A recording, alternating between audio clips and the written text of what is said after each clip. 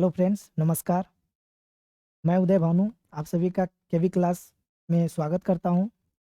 जैसा कि मैं बताना चाहूँगा फ्रेंड्स कि मैं आज आप लोगों को जीके जीएस का पहला चैप्टर हिस्ट्री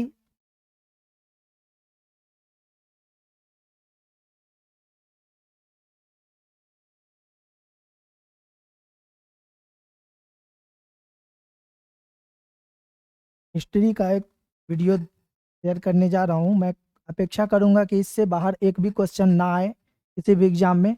मैंने सभी टाइप के क्वेश्चंस को इसमें अटेम्प्ट किया है, मिलाया है, ताकि कोई भी क्वेश्चन किसी भी एग्जाम का नहीं छूटे। फ्रेंड्स, मैं अपेक्षा करूंगा आप लोगों से कि सारे लोग चैनल को सब्सक्राइब जरूर कर दीजिएगा और वीडियो को लाइक जरूर करिएगा।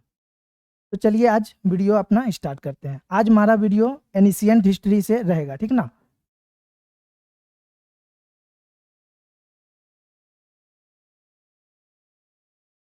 तो जैसा कि हम सभी जानते हैं, बहुत सारे यूट्यूब चैनल वाले सभी प्रकार के वीडियो देते हैं और मैं भी देता हूं। मुझे उम्मीद है कि ये वीडियो आप लोगों के लिए बहुत हेल्पफुल रहेगा। तो सबसे पहला प्रश्न हमारे सामने आता है, इतिहास। इतिहास है क्या?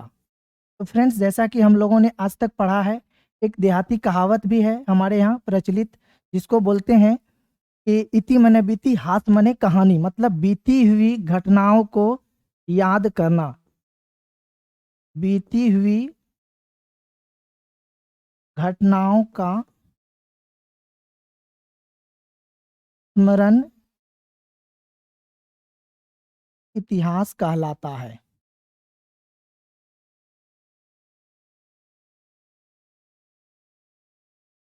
जैसा कि हम देख रहे हैं, बीती हुई घटनाओं का स्मरण ही इतिहास कहलाता है। तो अनेक इतिहास का एक अपने माइंड से हम सोच के कोई डिफिनेशन बना सकते हैं कि बीती हुई घटनाओं ऐसी परिघटना जो हमारे सामने या पहले घटित हुआ है और जिसको कि हम वर्तमान में पढ़ रहे हैं या आने वाली भावी पीढ़ी पढ़ेगी हमारी। अभी जैसे कोरोना आया, कोरोना के बारे में हम लोगों ने अभी अपनी आंखों से देखा।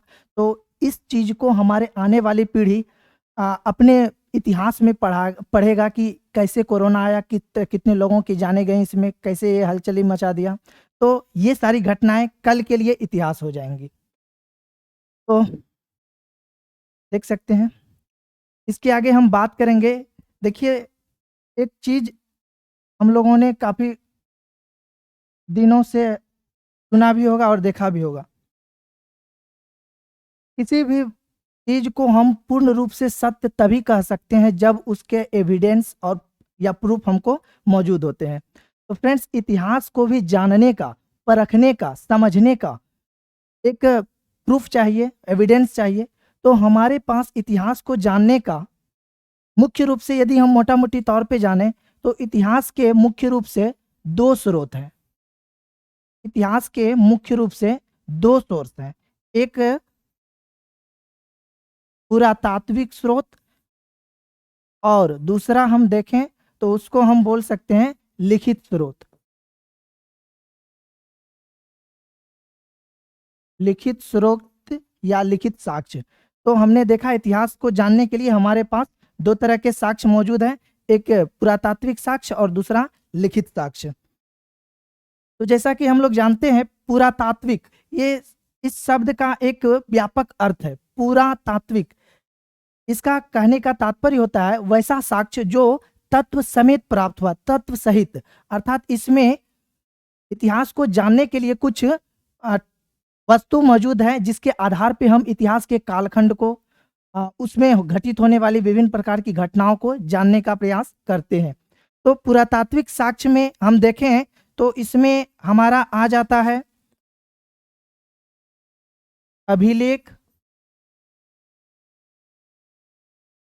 इसमें आ जाएगा आपका स्तंभ लेख, शिलालेख,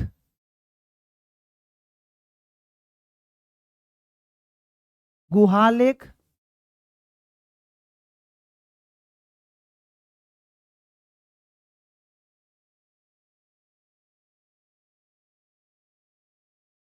फिर हम देखेंगे को देखने को मिलेगा मूर्तियां,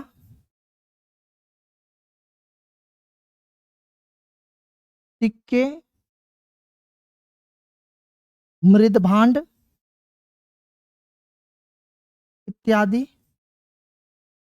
ये सारे इतिहास के पुरातात्विक स्रोत हैं।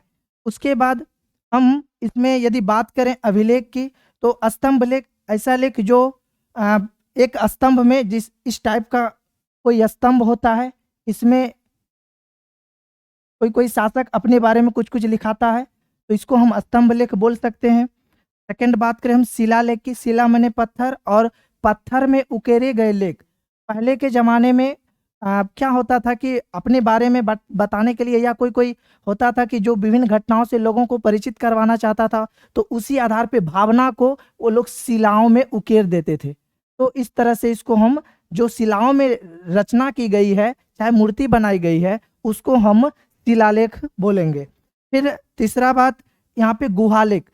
दोस्त हम बोल सकते हैं गुफाओं में, पहले इस प्रकार की कुछ गुफाएं हुआ करती थी, जिसमें इसको कंदरा भी बोलते हैं। कंदराओं में आदि मानव लोग रहा करते थे, और इस कंदराओं के गेट पर या इसके सिलपट्टी पर क्या होता था, कुछ कुछ लिखा होता था उन लोगों के बारे में, जिससे हमको ये पता चलता है कि वो किस साल पुरानी या क्या क्या लिखा है। उसके बाद मूर्तियां, जैसे आपने पढ़ा होगा हड़प्पा सभ्यता में कांसे की मूर्ति मिली है नंगी नर्तकी की, जो कि बताया गया है कि वहाँ के लोग मनोरंजन के लिए नाच गान का भी प्रयोग करते थे।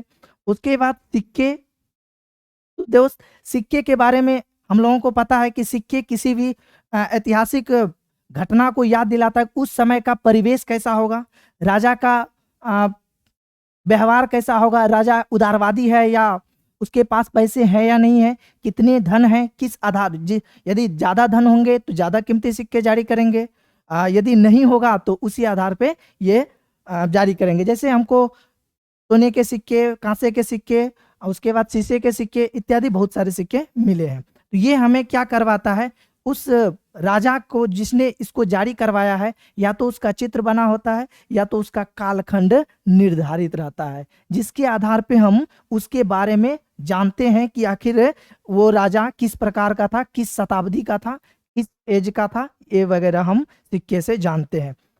अगला बात करें हम मृदभांड की, तो दोस्त मृदभांड बोलते हैं मिट्टी के बने हुए बर्तन को, जिसमें मिट्टी के बने हुए बर्तन के इस तरह से कुछ बर्तन हुआ करते थे, इसमें कुछ कुछ लिखा जाता था।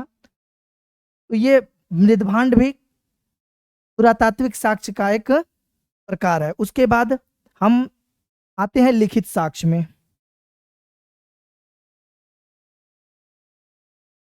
स्क्रीनशॉट लेना चाहें तो ले सकते हैं। चलिए, साक्ष्य का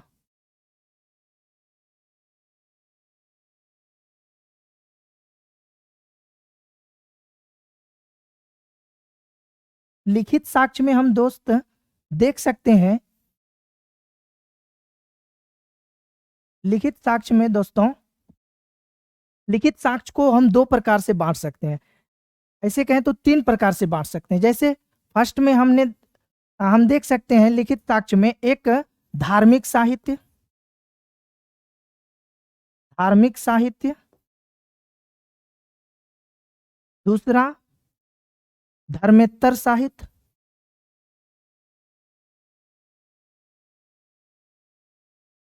और तीसरा मैं बात करूं तो विदेशियों के द्वारा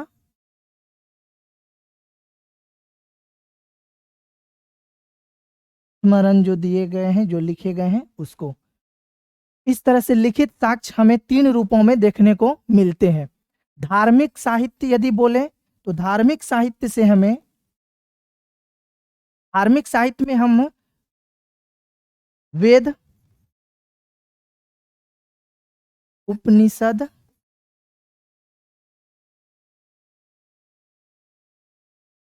रामायण, महाभारत, पुराण, बाइबिल,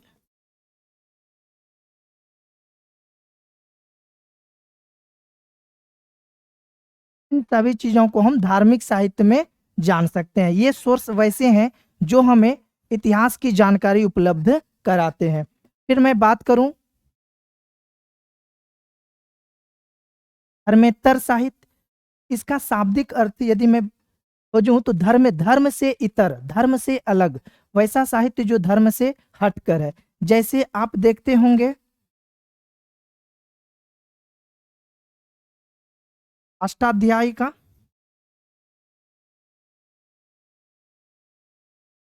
व्याकरण,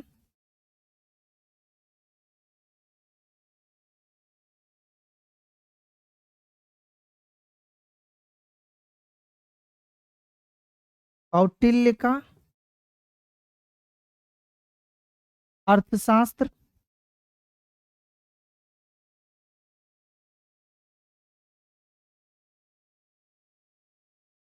पाणिनि का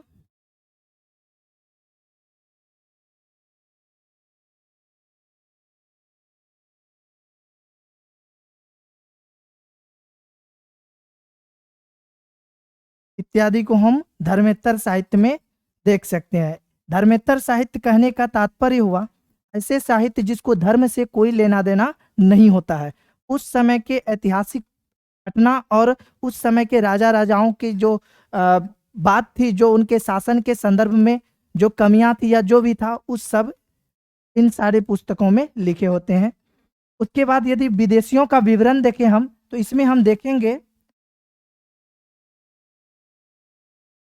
मेगास्थेनीज, हेरोडोटस,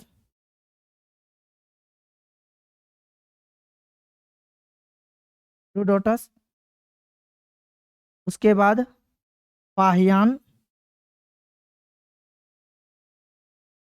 फिर वेनसांग इत्यादि। इस प्रकार हमने लिखित साक्ष्य को 3 रूपों में देखा: धार्मिक साहित्य, धर्मेतर साहित्य और विदेशियों के स्मरण। तो वेद, इसके बारे में विस्तार चर्चा हम अगले वीडियो में करेंगे। उपनिषद उसी में आ जाएगा, रामायण महाभारत, इस सबको हम अगले वीडियो में देखेंगे। धर्मेतर साहित्य, इसमें अष्टाध्यायी का व्याकरण, कौटिल्य का अर्थशास्त्र, पाणिनिकृत व्याकरण, उसके बाद विदेशियों के स्मरण में मेगास्थनीज, हेरोडोटस, फाहियान, वेनसांग इत्यादि के वो सारी स्मरण, वे सारी पुस्तकें हैं जो कि हमें अपने अतीत को जानने में मदद करती है। स्क्रीनशॉट लेना चाहते हैं तो ले लीजिए।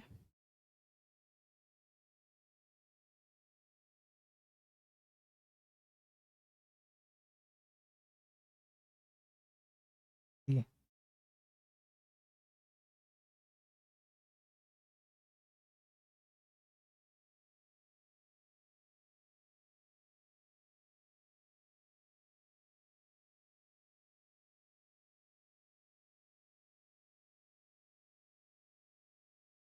तो फ्रेंड्स, हमने देखा इतिहास को जानने के स्रोत, ये इतिहास से हमें परिचित करवाते हैं।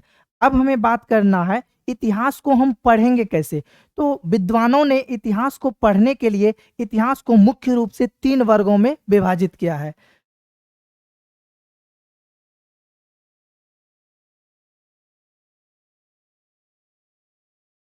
कालक्रम के अनुसार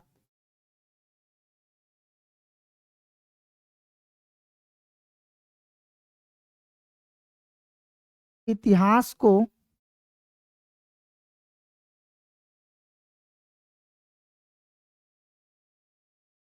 तीन भागों में बांटा गया है।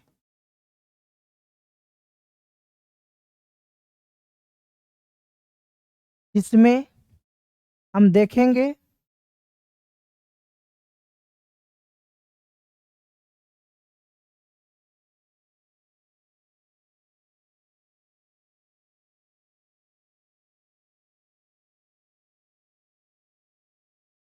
फ्रेंड्स, इसमें हम पाते हैं कि इतिहास को बांटा गया है। किसी भी चीज को हम किसी न किसी आधार पर बांटते हैं, तो इतिहास को भी पाए गए पुरातात्विक या लिखित साक्ष्यों के आधार पर बांटा गया है। हमने अभी देखा कुछ लिखित साक्ष्य और कुछ पुरातात्विक साक्ष्यों को, तो उसी आधार पे इतिहास को बांटा गया है, जिसकी चर्चा हम करने वाले हैं। तो देखिए दोस्त, हिस्ट्री को कालक्रम के अनुसार 3 भागों में बांटा गया है। पहला यदि बात करें, नंबर 1 प्राग ऐतिहासिक काल,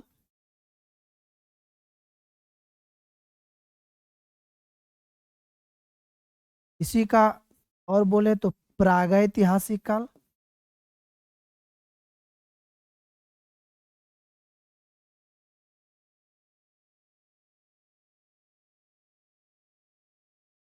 सेकेंड बात करें, आद्य ऐतिहासिक काल।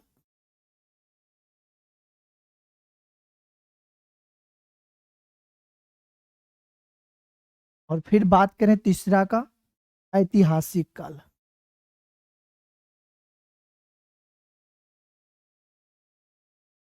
हमने इतिहास को 3 वर्गों में विभाजित कर दिया। पहला प्रागैतिहासिक काल, दूसरा आद्य ऐतिहासिक काल और तीसरा ऐतिहासिक काल। तो फ्रेंड, हमने पुरातात्विक और लिखित साक्ष्यों के आधार पर इतिहास को हमने 3 भागों में विभाजित किया, प्रागैतिहासिक काल, आद्य ऐतिहासिक काल और ऐतिहासिक काल। यहां तक कोई दिक्कत नहीं, आगे बात करते हैं हम।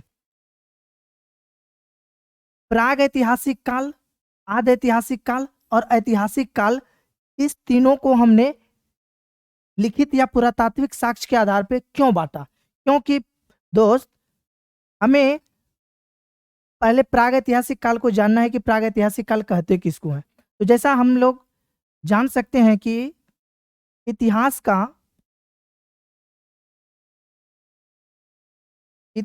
का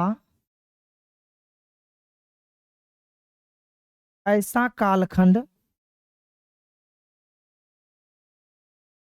जिसको जानने हेतु कोई भी लिखित साक्ष्य उपलब्ध नहीं हो।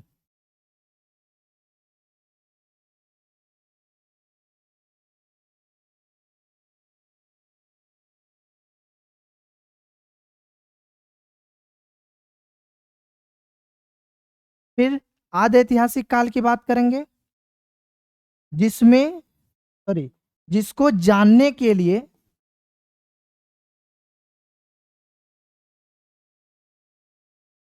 एकमात्र स्रोत, जिसको जानने के लिए लिखित साक्ष्य उपलब्ध हों, किंतु उन्हें पढ़ा नहीं जा सका हो।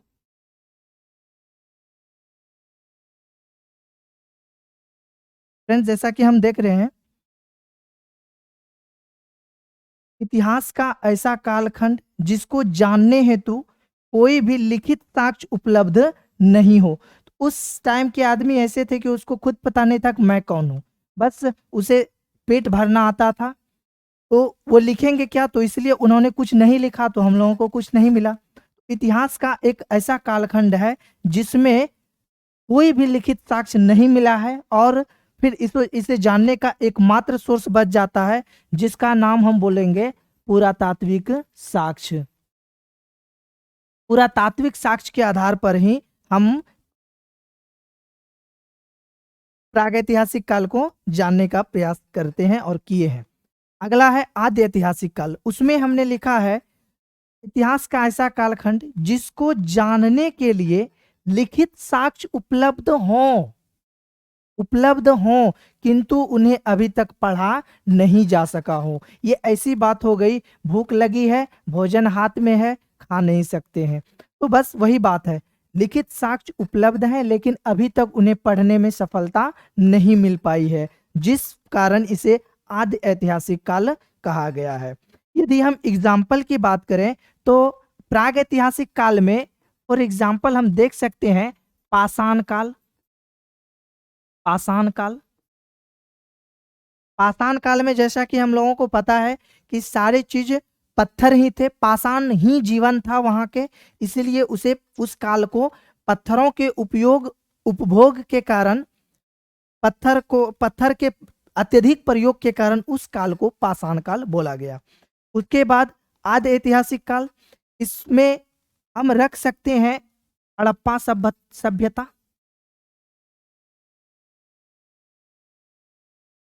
हड़प्पा सभ्यता जिसकी लिपि भाव चित्रात्मक है। जैसा कि मेरे पेट में यदि दर्द हो गया तो उसको किस भाव में दिखाया गया, बस वही चीज उसमें दिखाया गया है, जिसको पढ़ने में अभी तक सफलता किसी को नहीं मिली है। हड़प्पा सभ्यता की लिपि भाव चित्रात्मक थी, ऐसा हमने जान लिया। तीसरा कालखंड आता है इतिहास का, जिसको हम बोलते हैं ऐतिहासिक काल, अर्थात इतिहास का ऐसा कालखंड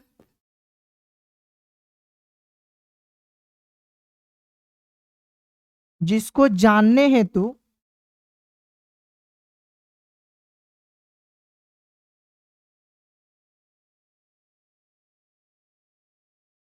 इतिहास का ऐसा कालखंड जिसको जानने हेतु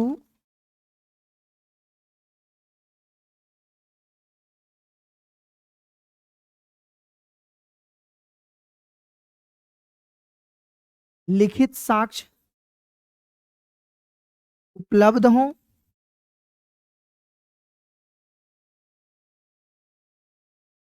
और उन्हें पढ़ा भी जा सका हो।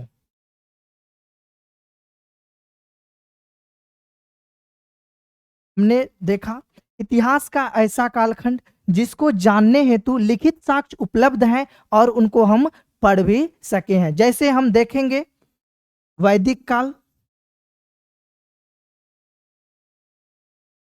वैदिक काल एवं उसके आगे के जितने भी साहित्य हैं सबको लिखा गया है और उसको पढ़ा भी जा सका है। तो फ्रेंड्स, हमने देखा कालक्रम के अनुसार इतिहास को 3 भागों में बांटा गया है, या ऐसे भी कह सकते हैं खुदाई के दौरान मिले साक्ष्य या लिखे हुए साक्ष्यों के आधार पर, पुरातात्विक या लिखित साक्ष्य के आधार पर इतिहास को 3 भागों में बांटा गया, प्रागैतिहासिक काल, आद्य ऐतिहासिक काल और ऐतिहासिक काल। इसमें हमने देखा प्रागैतिहासिक काल में ऐसा इतिहास का ऐसा कालखंड जिसको जानने के लिए कोई भी लिखित साक्ष्य उपलब्ध ना हो, उसको जानने हेतु एकमात्र स्रोत पुरातात्विक साक्ष्य उपलब्ध हो, जिसको जानने के लिए एकमात्र स्रोत पुरातात्विक साक्ष्य उपलब्ध हो, इसे हम प्रागैतिहासिक काल कहेंगे। जैसे पाषाण काल। फिर आद्य ऐतिहासिक काल, इसमें हमने देखा जिसको जानने के लिए लिखित व पुरातात्विक दोनों साक्ष्य उपलब्ध हैं, किंतु अभी तक उसे पढ़ा नहीं जा सका है। जैसे हड़प्पा सभ्यता, हड़प्पा सभ्यता की लिपि हमने बताया कि भावचित्रात्मक है।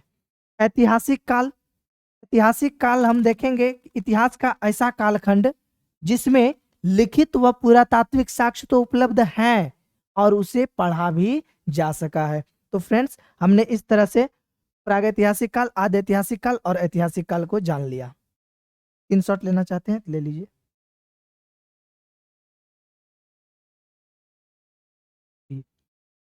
आगे हम बात करेंगे प्रागैतिहासिक काल की। तो फ्रेंड्स, आगे हम देखने वाले हैं प्रागैतिहासिक काल।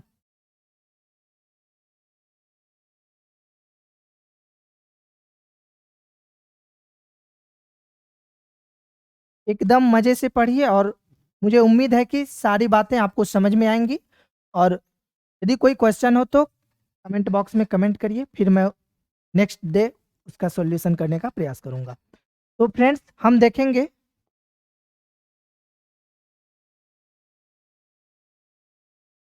प्राग ऐतिहासिक काल,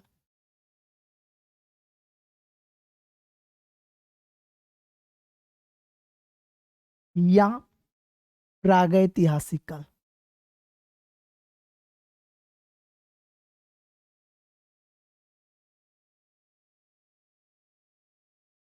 प्राग ऐतिहासिक काल या प्रागैतिहासिक काल। तो फ्रेंड्स, जैसा कि हमने इसका डिफिनेशन पहले देख चुका है, इसके लिखित साक्ष्य उपलब्ध होते हैं, किंतु सॉरी लिखित साक्ष्य उपलब्ध नहीं होते, पुरातात्विक साक्ष्य होते हैं। जानने का एकमात्र स्रोत पुरातात्विक साक्ष्य होते हैं। प्रागैतिहासिक काल के जैसे में हमने देखा पाषाण काल आया था, पाषाण काल,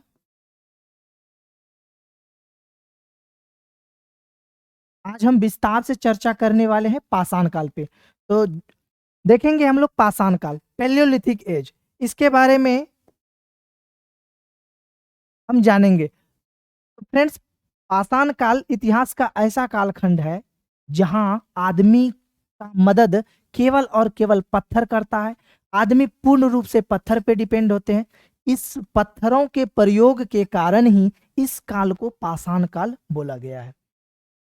आगे देखेंगे हम, पाषाण काल को भी 3 वर्गों में विभाजित किया गया है। पाषाण काल को भी 3 कालखंडों में बांटा गया है। तो पाषाण काल को भी फ्रेंड्स 3 कालखंडों में बांटा गया है, जिसमें हम देखेंगे पूरा पाषाण काल,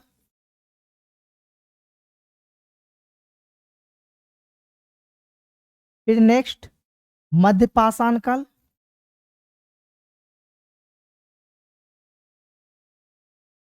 और फिर नव पाषाण काल।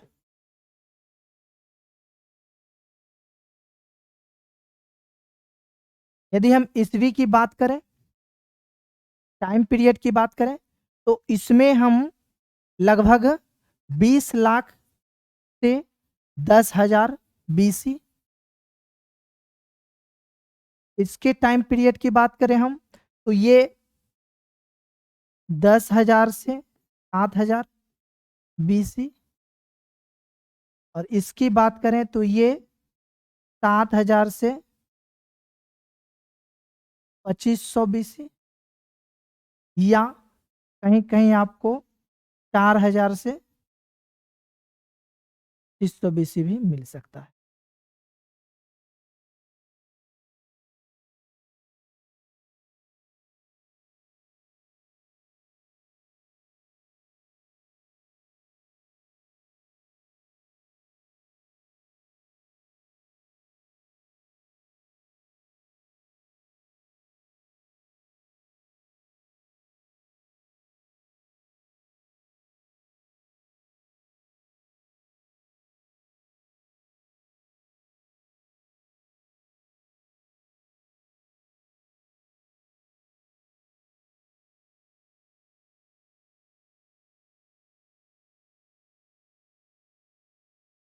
तो फ्रेंड्स, जैसा कि हमने देखा, पाषाण काल को 3 भागों में बांटा गया है। पहला पूरा पाषाण काल, दूसरा मध्य पाषाण काल, और तीसरा नव पाषाण काल। पूरा पाषाण काल, मध्य पाषाण काल और नव पाषाण काल। पूरा पाषाण काल, इसमें सबसे पहले आदमी एकदम से बकलोल था, कुछ भी नहीं आता था उसे। आदमी एकदम से आदि मानव था, आखेटक था, शिकार करता था, आखेटक था, शिकार करता था। इसका साक्ष्य, इस काल का प्रमाण हमें मध्य प्रदेश के भीमबेटका नामक स्थान से मिलता है, जो कहां पर है, MP में है। भीमबेटका गुफा है जहां पे इस काल के लोग रहा करते थे, अपने कंदराओं में छुप के रहा करते थे। तो इसलिए भीमबेटका से पूरा पाषाण कालीन लोगों के साक्ष्य मिले हैं। फिर हम देखेंगे पूरा पाषाण काल में आग से लोग परिचित हो चुके थे। परिचित नहीं बोलेंगे तो आग का खोज हो चुका था, परंतु इसको व्यवहार में प्रयोग नहीं किया गया था। आग से लोग परिचित नहीं थे, इसे पता नहीं था ये क्या है, लेकिन आग का खोज हो चुका था। फिर हम देखेंगे इसमें पल्लवरम,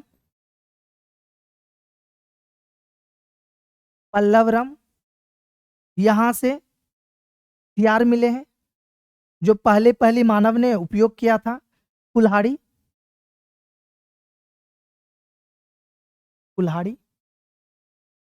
इस प्रकार पूरा पाषाण काल की यदि बात करी जाए तो यहाँ के आदमी आखेटक थे, घुमंतू लोग थे, शिकारी थे, शिकार करते थे।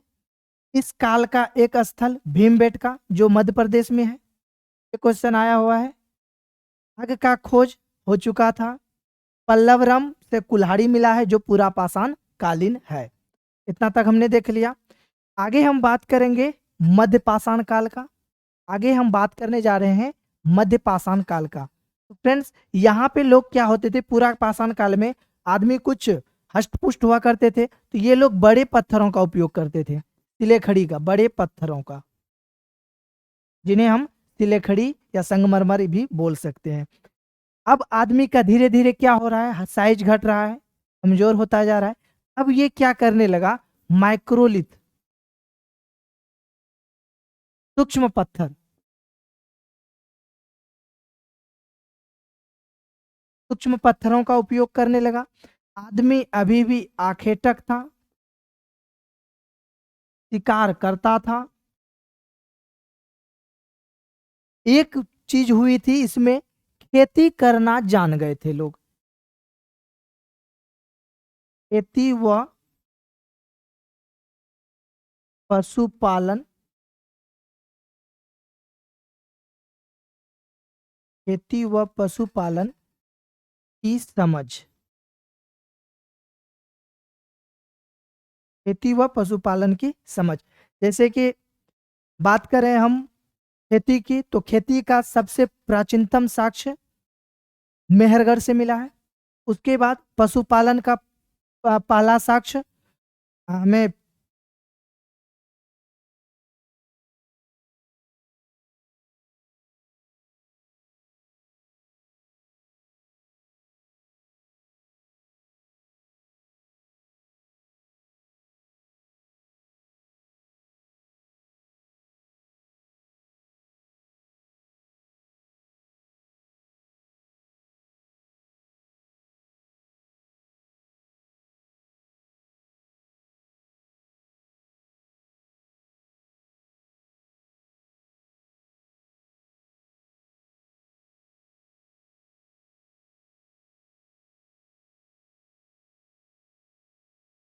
फ्रेंड्स, इस काल के आदमी आखेटक थे, शिकारी थे, शिकार करते थे। इस काल में, इस काल के लोग खेती व पशुपालन समझ चुके थे, करते थे। पूर्ण रूप से नहीं करते थे ऐसा नहीं बोल सकते हैं, खेती और पशुपालन से परिचित थे।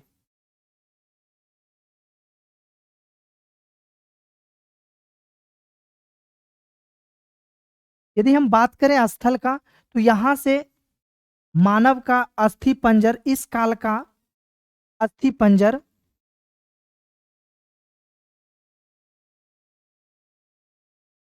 हमें सराय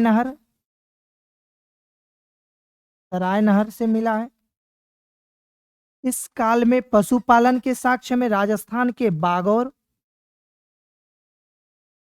बागौर से मिला है, जिसमें कुत्ता को पहली बार पालतू बनाया गया था।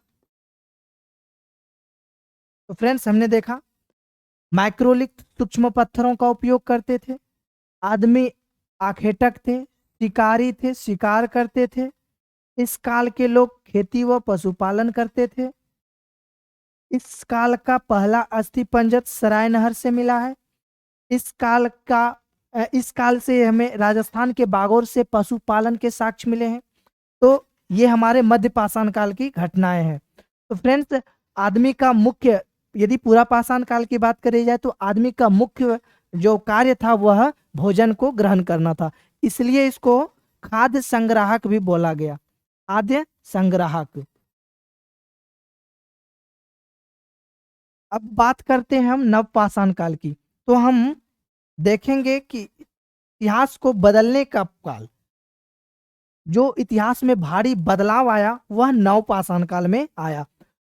यहाँ पे आदमी अस्थाई निवास जीने लगे।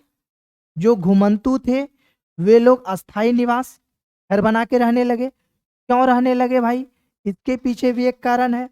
आदमी को खेती करना आ गया था, खेती करना आ गया था।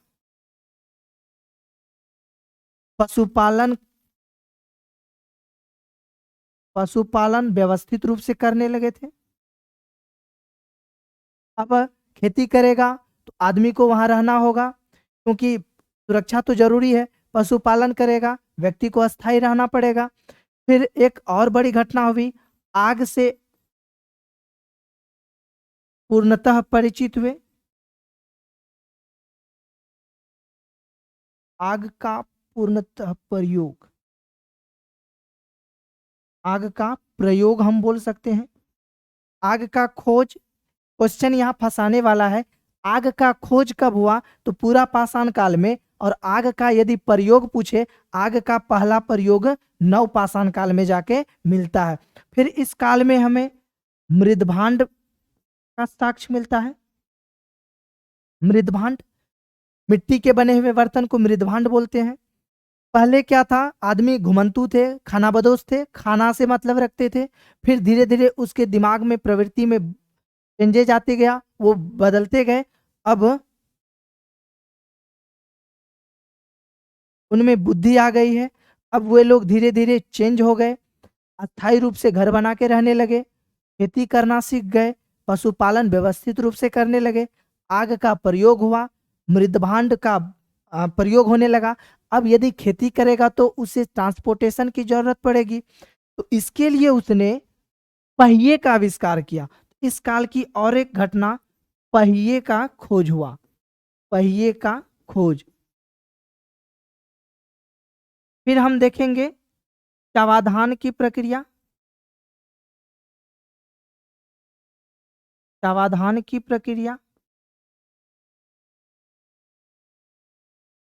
यहाँ से कश्मीर से, बुरजहोम से यहाँ पे हमको मिलता है आदमी के साथ कुत्ते को दफनाने का साक्ष्य।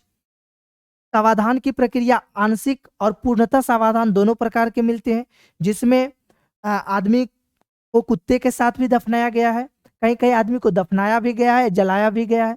इस तरह से हमने तीनों काल को पढ़ लिया, पूरा पाषाण काल, मध्य पाषाण काल और नव पाषाण काल। फिर से मैं रिबैक लूं, पूरा पाषाण काल इतिहास का ऐसा कालखंड जिसको जानने का एकमात्र सोर्स, इतिहास का ऐसा कालखंड जिसमें आदमी आखेटक शिकारी भीम, आग का खोज हुआ, पल्लवरम से कुल्हाड़ी पाया गया।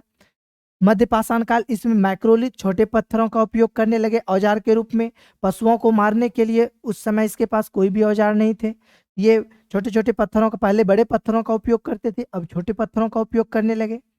इस काल के लोग खेती व पशुपालन से परिचित हो गए। अस्थि पंजर, पहला अस्थि पंजर इस काल के मानव का सराय नहर से मिला है। सराय नहर से, राजस्थान, राजस्थान के बागौर से आदमी के साथ कुत्ता को दफनाने, सॉरी, कुत्ता को पालतू बनाने का साक्ष्य मिला है। फिर नवपाषाण काल में हमने देखा अस्थायी निवास, आदमी जीना प्रारंभ कर दिया, खेती करना सीख गए, पशुपालन व्यवस्थित रूप से करने लगे, आग का पहला प्रयोग हुआ, मृदभांड का, क्योंकि उसे खाना बनाने के लिए बर्तन की आवश्यकता थी, पानी रखने के लिए बर्तन की आवश्यकता थी, तो ऐसा कहा भी गया है आवश्यकता ही आविष्कार की जननी होती है। तो जितने का उन लोग को रिक्वायरमेंट होते गया और वो नए नए चीजों का आविष्कार करते गए। पहिए का खोज किया, सावधान की प्रक्रिया भी उन्नत हुई। फ्रेंड्स, आज यहीं तक, मिलेंगे इसी चैनल पर कल।